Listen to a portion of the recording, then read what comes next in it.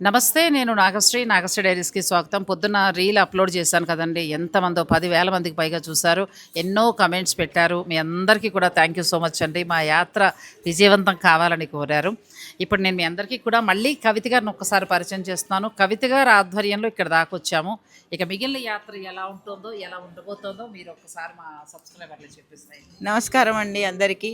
First మీకు thanks చెప్పాలి. ఇంతటి అద్భుతమైన అవకాశాన్ని నాకు ఇచ్చినందుకు.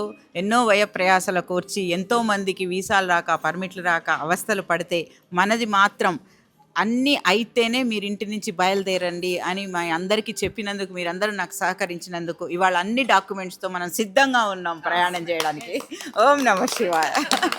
కాట్మాండ్లో ఉన్న పశుపతినాథ ఆలయంలో పూజలు అవన్నీ చూసుకుంటామండి. ఎల్లుండి పొద్దున్నే బయలుదేరుతున్నాము. మీ అందరి ఆశీస్సులు కూడా మా అందరి పైన ఉండాలి. మొత్తం 151 మంది ఈ యాత్ర చేస్తున్నాం. సో నేను నెట్ కుదిరితే ఏదైనా అవకాశం ఉంటే తప్పకుండా మీకు కూడా దర్శనం కలిగించేలాగా నా వంతు ప్రయత్నం చేస్తాను. ఓం నమ శివాయ. ఇది యోగుల కూటమిలా ఉందండి. ఎప్పుడో ఆవిడ ఒక మంచి యోగి మమ్మల్ని అందరినీ లాగేశారు చక్కగా.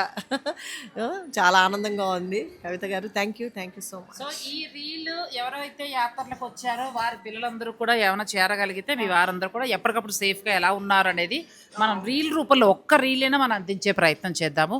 సో టూర్స్కి వచ్చిన వాళ్ళ రిలేషన్స్ ఎవరైనా ఉన్నా, ఫ్యామిలీస్ అయితే పిల్లలు ఉన్నా, మీరు నాగశ్రీ డైరీస్ని, నాగశ్రీ వ్లాగ్స్ని ఫాలో అవుతూ ఉండండి. ఎప్పటికప్పుడు నేను అప్డేట్ ఇస్తాను.